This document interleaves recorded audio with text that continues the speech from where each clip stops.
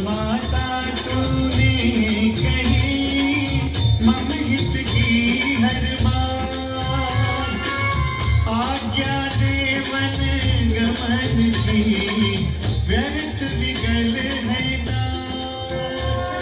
श्यामल सकल सुगामी सत्यम काम मर्यादा पुरुषोत्तम सूर्य शिरोमणि आज्ञाकारी दशरथ।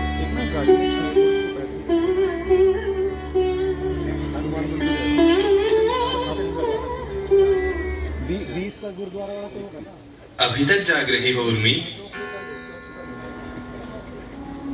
आर्य, आप वनवासी वेश में क्यों? उर्मिला, ये वस्त्र मेरे नहीं अपितु मेरे धर्म के हैं। अर्थात? अर्थात कहना चाहता हूँ, किंतु साहस ही नहीं जुटा पा रहा कि कैसे कहूँ। आप निसंकोच कहिए स्वामी।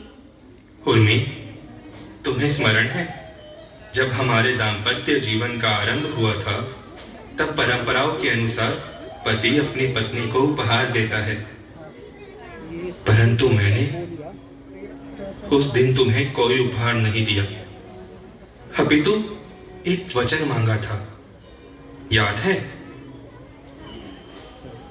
हाँ आर्य, मुझे सब याद है। आपने कहा था भैया राम के प्रति आपके धर्म निर्वाह में हमारा प्रेम, हमारा दायित्व कभी बाधा ना बने, और बाल्यकाल से ही भैया राम को आप आदर्श मानते आए हैं। उन्हीं की सेवा को आपने अपना धर्म माना है। और आज उसी धर्म के निर्वाह के लिए मुझे भैया राम के साथ 14 वर्षों के लिए वन जाना है। तुम्हें कैसे ज्ञात हुआ उर्मी? ये मुझे पहले से ही ज्ञात था सौमित्र। जिसकी रात भैया राम के दर्शनों के बिना नहीं होती, वो भला अकेले उन्हें वन में कैसे जाने दे सकता है? और मैं उसी क्षण से प्रयत्न कर रही हूँ आपके धर्म पालन में बाधा ना बनूं। उर्मी, मैंने आपको वचन दिया था ना आर्य। तुम जानती हो उर्मिला, हमारा कर्तव्य सबसे कठिन है।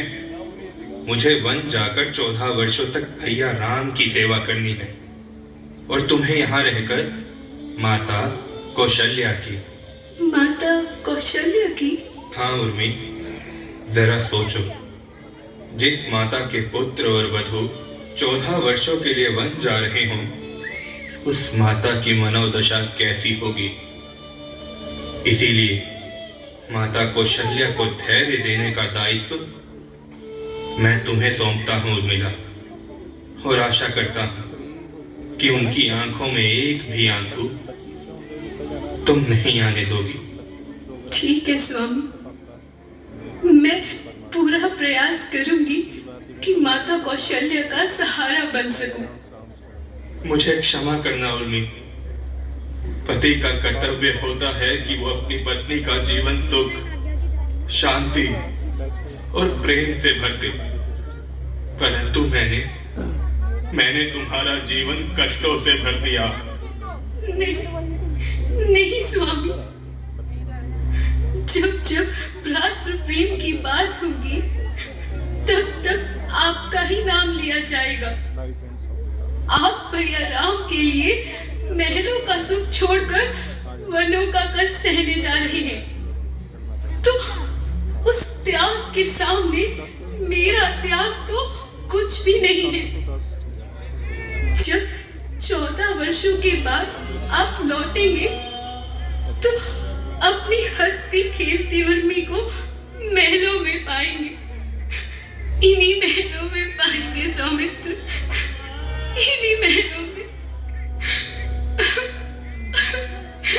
शांत हो जाओ उर्मी, शांत। और इतना ही नहीं, मैं तुमसे एक और वचन चाहता हूं। कैसा वचन सौमित्र? कल जब सूर्य की पहली किरण अयोध्या को छुए और मैं भैया राम के संग वन को प्रस्थान करूं, तब मैं तुम्हारा हंसता हुआ मुख देखना चाहता हूं उर्मी। वो मुख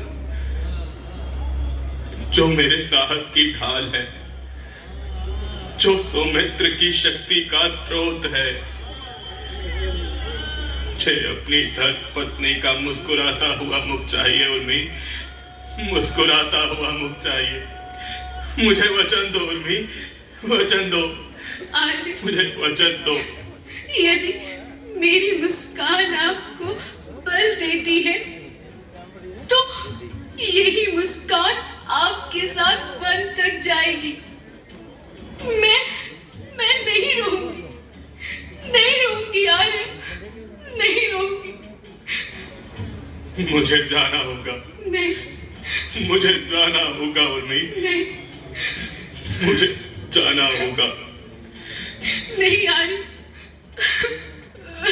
चलता हूँ। वन कमल से फूल की अंतिम भेंट।